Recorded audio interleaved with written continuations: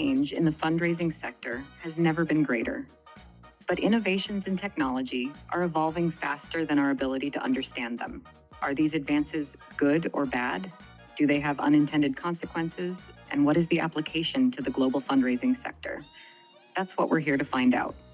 Welcome to the Fundraising AI Podcast, your up-to-date resource for responsible AI for the global fundraising community, hosted by Nathan Chappell and Scott Rosenkrantz.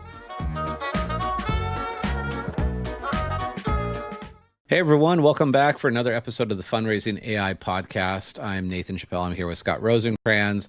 We are excited to be back here today. We have so much to talk about. We started our normal thing of just going into all the things and how we're feeling and conversations we've had, and then we're like, let's hit record and let's go. How you doing, Scott? I'm good, but you'd think after 2 years of doing this, we would know, like, just record right away. Just jump in. We don't miss all that. We don't have to re-go through it. Edit it out. One thing that we need to celebrate is that, I don't know, for whatever reason, I was on an airplane and I texted you. I'm like, how many downloads do we have? And then just a little bit later, you came back and you're like, we just hit 30,000 downloads. So that's a reason to celebrate. That's pretty awesome. That's pretty awesome. 30,000. That's a lot of listening to us. Right. 30,000 downloads. We just hit episode 80 on our last podcast that dropped. So this, I guess, would be 81 or 82, depending on where they're in production. So that's awesome. So congrats, high five for a podcast that is not built on bringing guests in. And I was talking to Mallory Erickson about this. Like, she brings in a lot of guests. Her views are great and her downloads are great because she has well-known people that help promote. For us to basically what started as just us talking about the things we were already talking about and decided to record about 80 episodes ago, I think we're doing pretty good. I think we're doing pretty good. Congrats. Thanks to everybody for listening to us and getting us to 30,080 episodes. One thing that we don't really ever say is, if you like this, subscribe. But it does help, because if you do like this, subscribe. It actually helps us, kind of gain that momentum and get feedback. So, all right, enough of that. I want to jump into all the things, all the feelings and the cool stuff and bad stuff and FOMO that we've had in the last week or so since we recorded the last podcast. Things certainly haven't slowed down in the last week. I would say, if anything, when Claude Cowork was released, I don't know, 4 weeks ago, it might be 6 weeks ago. It wasn't that long ago. It was this quiet moment where it was like, I think there was about 2 week period where people were like, oh, what is this? Like, is this actually what we think it is? And it has been. And now I've seen most people equate it to essentially the significance of when ChatGPT was released. So which is, I think we consider like the ChatGPT moment this major leap forward. Claude Cowork becomes another leap forward in that level of significance. And I think takes it from AI being helpful and all these things. I look at it now as like AI is marginally helpful, like pre-CoPilot or Cowork. Marginally helpful. It can write things, it can analyze things, it can give you. And then all of a sudden, my entire orientation shifted because it's like 100x. Like now with Cowork, I think about what I can do almost overnight, fundamentally differently. And like to go back to the other way, like now most people, of course, don't even know what I'm talking about or know what this means. I will to say that it's coming, and like 5 out of 5 people that I've told about Cowork have actually all now downloaded and paid for Cowork. So it's definitely coming to the masses. But I think I'm curious by how much it's changed overnight my entire perspective on what's possible and what AI actually can do. Even though you and I talked about agentic AI a year and a half, 2 years ago, now it's actually in everyone's hands. Yeah, and I think in line with that, like, because I'm using Perplexity Computer, which is similar to Cowork, right? Even me, I go through the same things that I've been doing, right? I'm like, oh, well, it's just more enhanced and it's faster and deeper and can be more analytical. But it's not until you take a step back and be like, what would I do differently now that I have this, right? It's not just run this task for me every Monday at 9 or whatever, but like, how can I have a completely different tool built, customized to me that was never an option before? So like the whole reframing of your workflows, right? And not just doing things, but faster and quicker and better, but completely different, like a complete restructure of everything. That's, I think, is the biggest challenge, right? Right. Because it's the whole, like, you can't imagine what you don't see in front of you. It's harder to go back to when you had a task built. Like, to go back and say, how would I do it differently, knowing that I have all this capability available to me now? Yeah, it changes every aspect too. When you go to cowork and all of a sudden I was actually buying a bunch of sunflower seeds to plant. I'm planting a few acres of sunflowers this year. And before I hit checkout, like mentally condition yourself that I use cowork to say, can you find me a discount code for this website? And I put the website in. And it not only does like a Google search, which Google would obviously do, but everyone's tried this before and 99% of them don't work. It will actually take over the browser, start trying them out and validate which ones work. And it's like, oh, this one doesn't work. This one doesn't work. But, oh, there's an influencer that had this code. I tried it and it worked. And so I do that on every single purchase now. Like I just like That's a cool. standard thing to save 20% or 10% or whatever it might be, or get free shipping. It just changes the orientation of what's possible. And I mean, I love that. It also, I think there's two observations with this. One is that you and I obviously been at the forefront of AI since 2017, way before most people were thinking about any of this stuff. And still in 2026, I go to a conference, I do a workshop or whatever, and I talk about all the things, curiosity, I talk about overwhelm, and I talk about agentic AI and Notebook LM and these things. And the only thing people really ever want to know is, what tools do I use? Mm-hmm. And it's still like today, like as of a week ago, like it's still the question of like, what tool do you use? And I think it's funny because the tools that we use today didn't exist 6 months ago, right? So this is one, it's a fallacy to think that there's one tool that I need to learn that and I'm going to stick with it. I mean, you've done Perplexity on and off, on and off. I've done Perplexity on and off. Claude, I was on and then definitely off and then back on. And so I think it's this thing that everyone needs to learn for themselves. And as we see these models diverging from one another, that idea we talked about in the last podcast called model routing is like literally inherently playing with a model to a point that its, abilities and limitations, and then making a decision for this task that I'm going to do. This is the appropriate one. So not that I want people to stop asking, what model do I use? That's not the point. It's the point of like, you should just try them all. And experiment and play. And the more that you play, the more you'll understand really what those models can do. I don't know if you have similar experiences. Yeah, definitely. It actually came up, and I'm going to be a horrible advocate for it because A, I didn't test it, and B, I also forget the name of it, right? Well, yeah. But there was this new platform that came up that, like us, were in different tools, right? So ChatGPT I'm not using as often ever since the whole Pentagon thing, but I still have a lot of conversation in there. I still have a lot of background, and it knows me very well. Perplexity I'm using more, Cloud Cowork I'm using a little bit, but they only know me like equally at the same baseline based on when I last imported all that information. Then Perplexity knows a little bit more about me, about my more recent tasks. So this tool can sync as like a cloud service for all your conversations across all different platforms. And then you could bring that in to Claude at any given moment. So like it's always keeping everything up to date. So you never have to retrain another model. Like they're learning from each other. You're not moving yourself down any one specific path too deep that it's going to be hard to restructure another tool when something else comes on board. So like, I promise I will figure out what this is. It was free, which the whole, like, if you aren't paying for the product, you are the product. So that was my and it knows everything about you across all conversations. I wonder why it's free. You're giving it access to all your tools. Yeah. Some concerns there, but like, is it run by the Chinese government? Cool. It might be. It might be. I think that actually brings up another question for me though, because I intentionally, so I still have paid ChatGPT, but I don't use it for important tasks, not frankly because of the Pentagon thing, which of course I didn't like. It's because it actually just performs worse. But I've kept that so that when I'm doing something like how many pounds of sunflowers I need to order for my field, or what is going on with my dog's condition or whatever, I don't put that into a model or use Claude that actually is more work oriented, right? From that perspective of like, I don't want to like toxify my work model with things that are personal in nature. Because I had this sneaking suspicion that's why chat started performing worse, because I had one model that I was using for both personal and work. I actually don't think it's that. Actually, I learned something about this from Nate B. Jones the other day, who stays totally up on this, of like people who you follow. I don't know if you follow Nate B. Jones. I assume you do on on Substack and also on YouTube. And he's a programming background, and he dug into the divergence of these models. They started out appearing very similarly in the beginning. They're all trained on the same amount of data. But as time goes on and the models start to get better, it's showing that those models, even though they use the same data, they actually are diverging because they were trained differently. So Claude it used a thing called constitutional memory and constitutional learning to actually develop its answers based on the type of question that someone was asking it. And that question, it's all based on, is the context good enough for this question to provide a good answer? And which is why Claude inherently asks you for clarification and context before it just gives you an answer.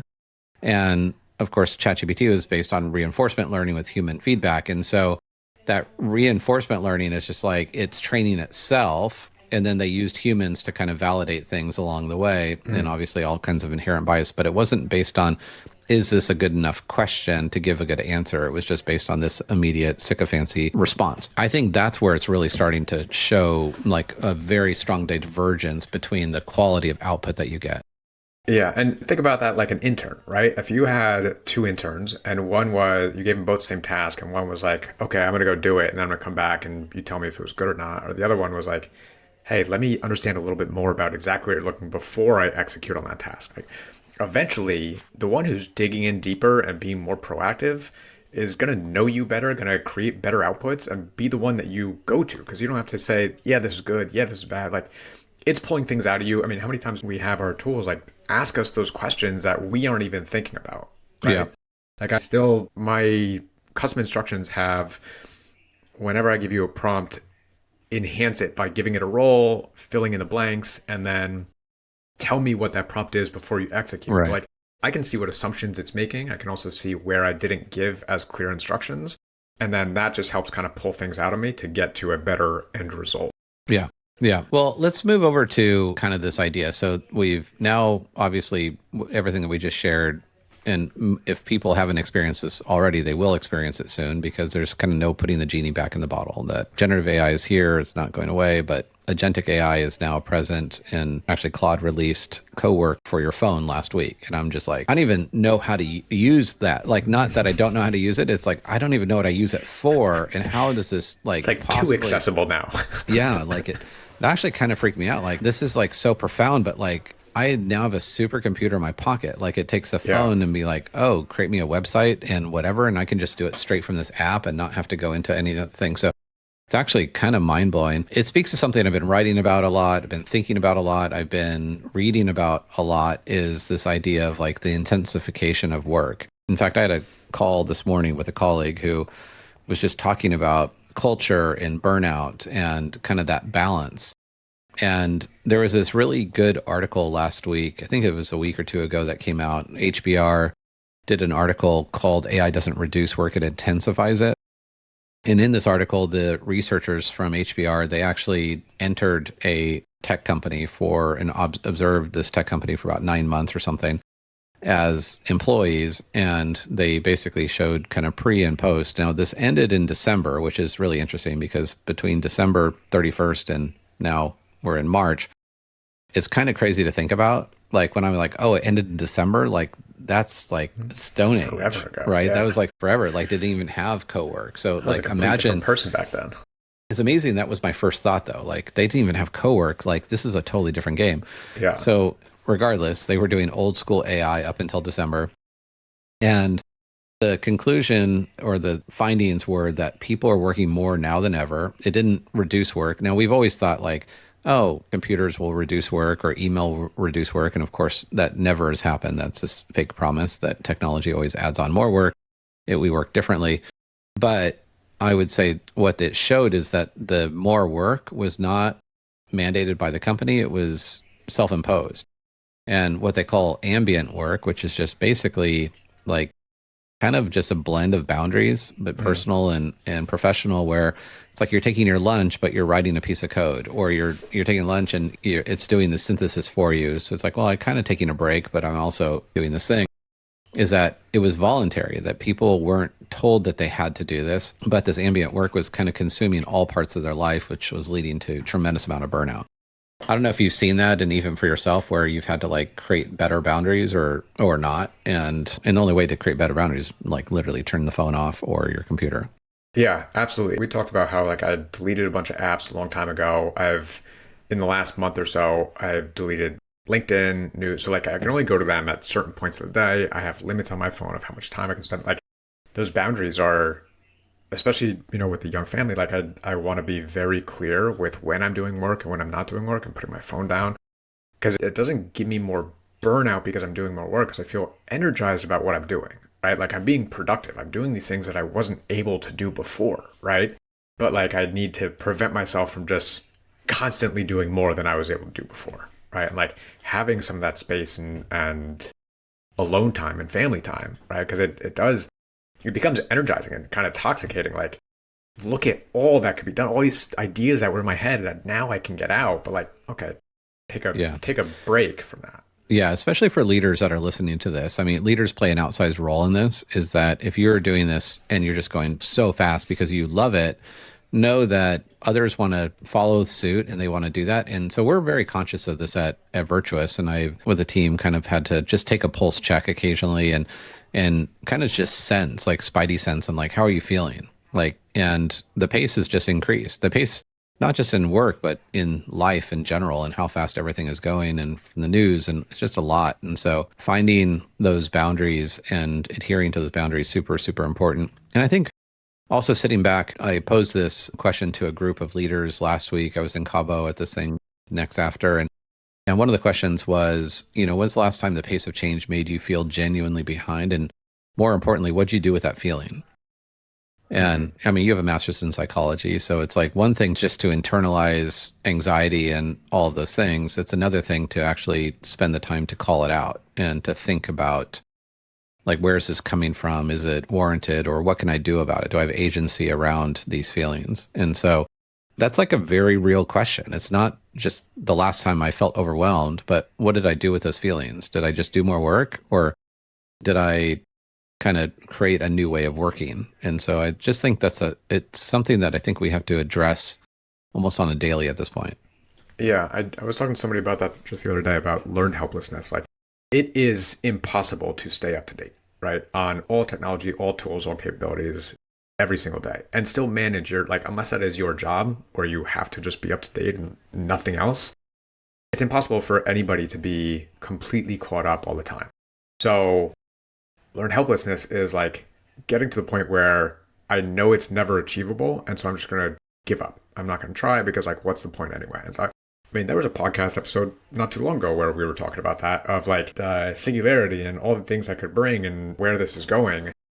Why even bother, right? Like, it could be scary, but it also does give you that agency. I mean, Dan Kershaw, our friend at Furniture Bank, I don't know if you saw his most recent article on Substack, of like the chief AI officer is now everyone's role. Right. And he did those lunch and learns with his team.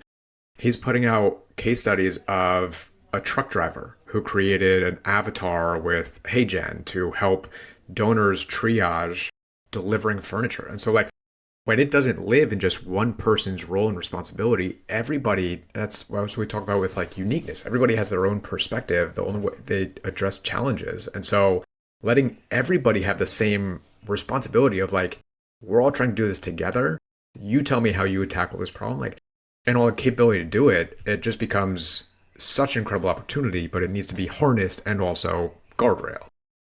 Yeah, I think that's where things really click, right? When you get everyone that orientation, that everyone's an entrepreneur, but you also create that balance. And I think it's that fair question to continually ask, like, how do you balance opportunity and overwhelm? And, where I talk about curiosity a lot, and that being your inherent superpower, while that is this amazing thing, it's also a curse for those that are entrepreneurial minded. And so you have to really create those boundaries on, like, how do you balance opportunity and overwhelm, not just professionally, but also personally as well.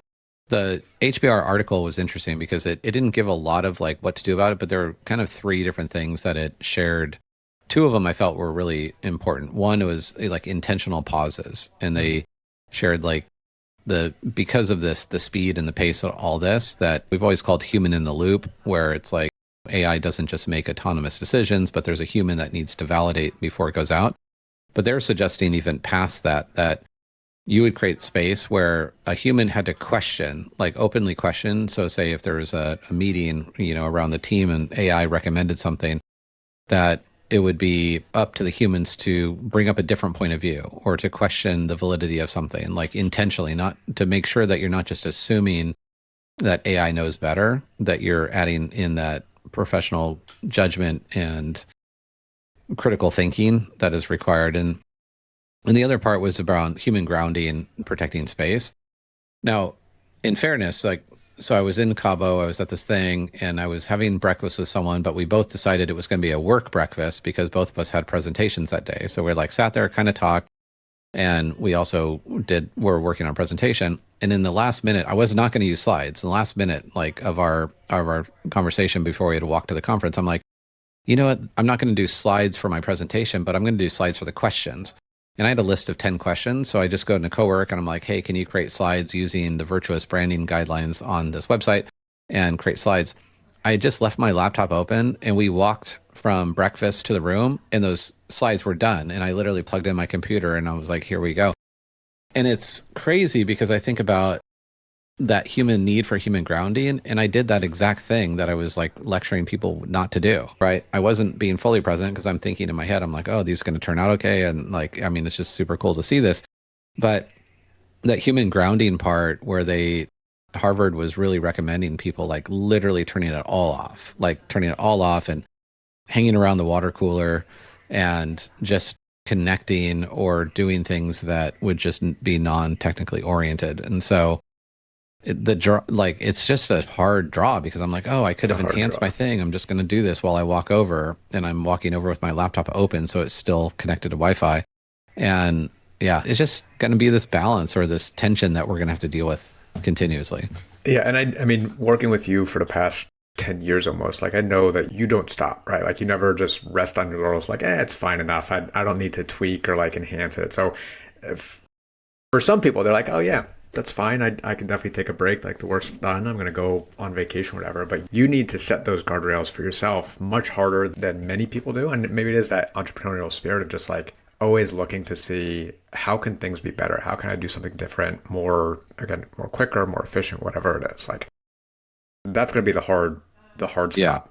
Yeah, maybe this is just like self-therapy. Maybe there's others that aren't dealing with this as much as I am. I blame my mom. I'm not sure she might listen to this. But for some reason, it's about relevance. And I think about relevancy a lot. I wrote an article about it a week ago, and I wrote another article kind of about this balance and this tension that I saw this week. And even this trip to Cabo was supposed to be 8 to 12 like deep dive conversations about philanthropy and areas. And then from like 12:30 to 7 was to be hanging around the pool with people so you could talk more. And honestly, that was like torture for me. I was like, wait, what? Like, I've got 2 books to write. I've got like articles to do. I've got 3 different presentations next week. I don't like, that just sounds like torture. Like you want to torture me around a swimming pool? I do not relax very well. And I get this. So I'm probably a bit more on the end of that spectrum than most. But I do think that most people, if not now, will struggle with that balance between opportunity and overwhelm. And in fact, one of my colleagues this morning, she's like, spring break is coming up. And she goes, I've realized that I need a model for my team. She manages the CX team. I need a model for my team that like, you should step away and things are going to be okay. And I need to model that for my kids so that they know that things will be okay. And also that for my team, that life will continue to move on. Yeah. I also know that the HBO article, like when I first read that, I could hear the other side of the coin of those naysayers for AI saying, see, I told you, like AI isn't going to make our lives easier. Like people are doing more work and burnout is going to be even more like right at the cusp, right? So it's one of those things that it's, going back to the interview we had with Mallory a couple of years ago, like it's not binary, right? It's all up to us on what we're going to do with it. And so if you want to burn yourself out, here's a tool that absolutely allows you to do it. And if you don't want to burn yourself out, but still be productive and getting your tasks done, like here's a tool that can let you do that and give you more time back. But it's up to you to figure out what you're going to do with that extra time. Right. Yeah. No, I think that's absolutely it. And it's going to be increasingly so in the future. So yeah, I don't like, how are you as far as you personally? Like, are there tips that you do? Like I've talked about, I have, kind of a no phone zone area. I'm journaling now more than I have. I tend to go analog at airports as much as possible, just so I could like observe where society is at. And the reason I'm asking, not to probably personally, but Whenever I speak on curiosity and the paradox is that you actually have to really be successful in AI, you have to step away from technology altogether. Because to be successful in AI, you need to use your imagination on what's possible. You will not be successful in using that imagination if you're connected to technology. So that is that paradox. And the part that after I present, people are, that it's like the one thing that they're like, oh, I need to step away. It's like I gave them permission to. Are there areas that you practice? I know you use technology actually to like step away from technology as well, like by setting up some of the guardrails. Yeah, and I think, again, the capabilities allow me to step away better, right? Because to your point, building a deck for a presentation would require you to build that deck, right? And now I can have work be done without me sitting in front and babysitting.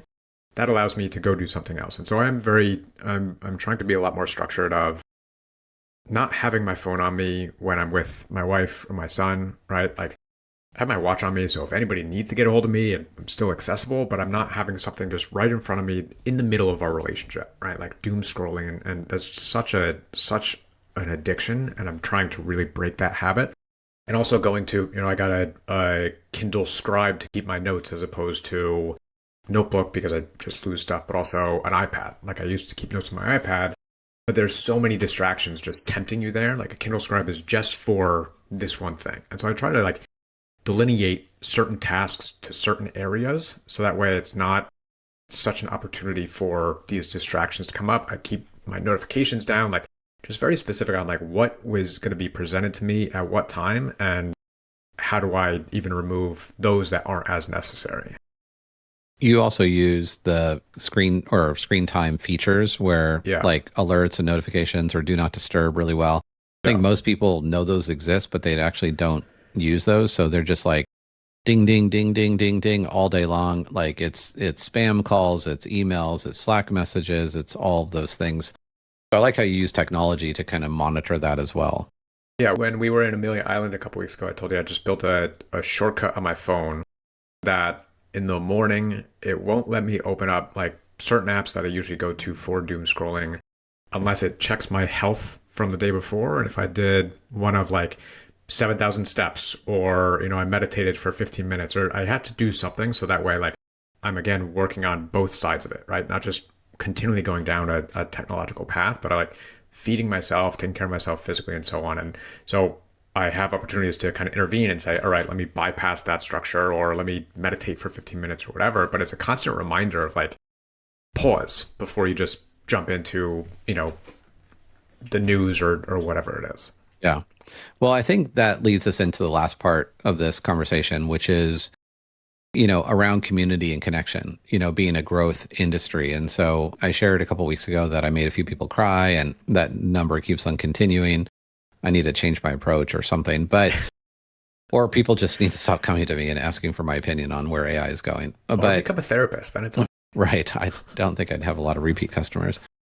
When I think about community and that, again, that paradox between like progress and the ability to slow down, but I think about connection, I think about personalization, and I think about, like N of one type fundraising ends up being the future. So like, how do you scale personalization and authenticity? And that just becomes this amazing opportunity for growth for our industry because one, we've said this a lot, is that, well, the secret sauce for brands today is to pretend that you're part of their community. Nonprofits are the community. And so just to be able to own that and say, we are the community, we want to bring you into that community in an authentic and, trust-centered way. And it can seem like they're counterproductive. So, the dinners that I host, the dinners of extraordinary humans, now it's like I have people coming to me and asking, can I do one of these dinners with you? And it's literally like phones down. It's a conversation about AI in the future, but it's about values and about how we need to learn from how, what we value today and then project on where we're going to be in 2026 and start to think about like, who do we want to become 10 years from now?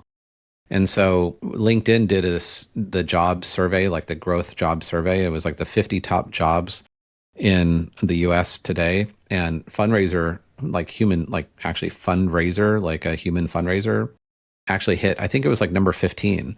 And it was the first time it was on the list. And it just goes to show it's like this idea that people are seeking connection and authenticity and relationship. And fundraiser is all those things. I mean, similar to a teacher in a lot of ways, or a nurse in a lot of ways, or a pastor in a lot of ways. So I just think that this idea of community, authenticity, and personalization is the growth industry, the part that people will prize. It's now figuring out how we use AI to allow us to scale authenticity or scale those things that we do. And in some ways it shouldn't be scaled, but like if we're an organization that has to essentially raise more money for its mission, this is where I think the opportunity gets really exciting, because we can start to think about this technology in different ways. Like, how can we use this to bring people together? When you shared that with me about fundraiser being at one of the highest on the list of jobs for the future, like I immediately thought of how rewarding is being a fundraiser, right? Like when you get in the room with someone and you get to hear just the absolute gratitude and generosity that they have about a mission that you are so closely tied to, and saying like, how can I do more? Like, I love what you've been able to do for me, for my family. Like, I want to be able to contribute to that. Who wouldn't want that type of job? Like, there's obviously a lot of stress, a lot of going on, and people wearing multiple hats because of overworked and under-resourced. But like, just being in that moment of being a fundraiser, like the true face-to-face connection, that is such an incredible opportunity. Like, I think that's where we, again, need to keep it human focused and human centered, and not take that away and just offload it to bots who are going to do it, just as a task. Like, I just need to get this done, and then I move on to the next one, and I don't care about the relationship. Yeah. Yeah. I mean, absolutely. I think about my years as a fundraiser and the things that I value the most. I think the limitation for me for 20 years was that what you just talked about, the stress and the burnout and the overwhelm of just the job itself, because it operates in this scarcity mindset. Because I didn't have enough research. I didn't have enough people to help me, thank people in a creative ways. I needed a creative brainstormer. I needed my own prospect researcher, and I needed someone to like coach me along the way. And I think about the hardest part of my job for 20 years. The most rewarding part was all the parts we talked. The hardest part was those parts that I just shared. And now you have AI that you move from the scarcity mindset to an infinity mindset. And all of a sudden I'm like, dang, I can do this stuff that I'm really called to do. And I always say like fundraising is a calling. It's not a job, it's a calling. Like it really is. It takes a special person to do it well.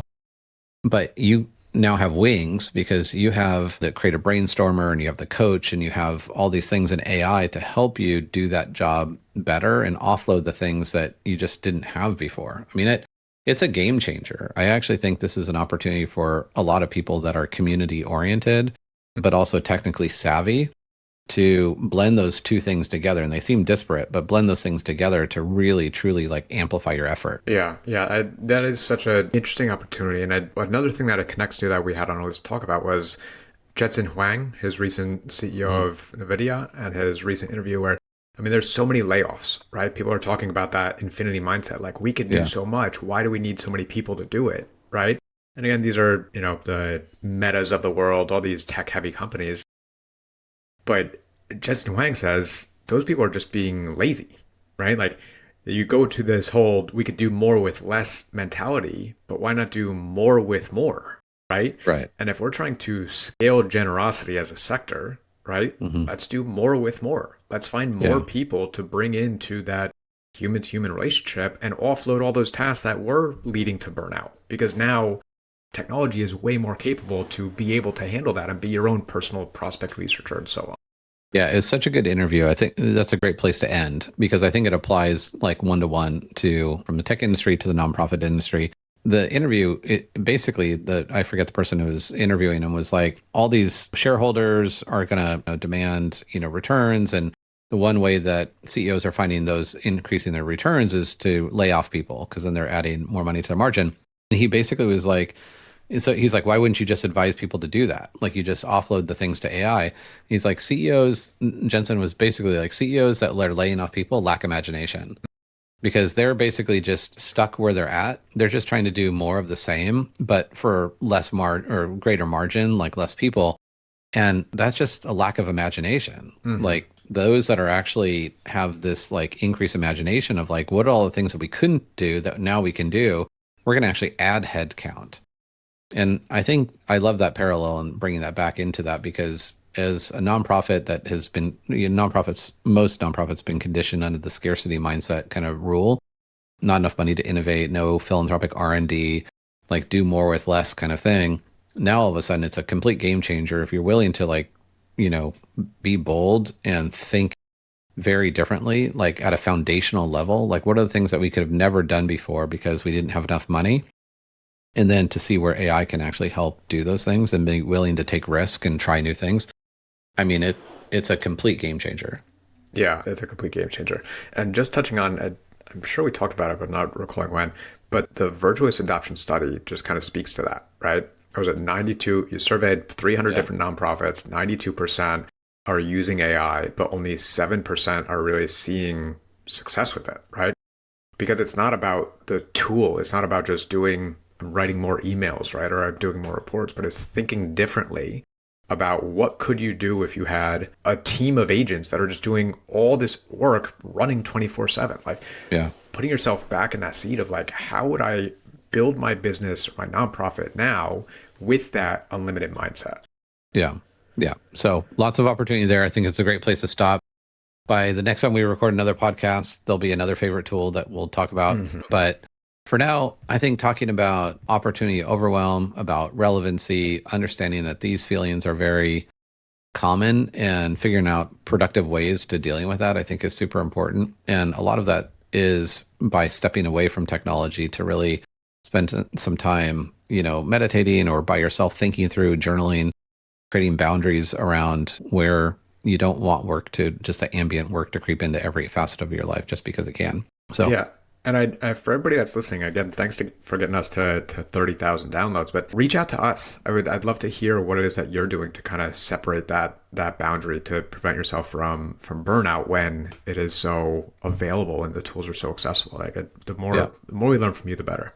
Yeah. Great thing. So yes. And thank you everyone for 30,000 downloads. It's awesome. I don't think we ever had a plan for that, Scott. I don't think we had a plan. I don't think we still have a plan, but we'll just keep on doing it because the end of it is that we're having fun. And at the end of the day, that's all that really matters. We're having fun. We're in the zone of the things that we enjoy and the people that we enjoy doing it with. So thanks for being a great partner and co-host along these 80 episodes and 30,000 downloads. And I truly believe like the best is yet to come. I think we're just starting to figure this whole job out.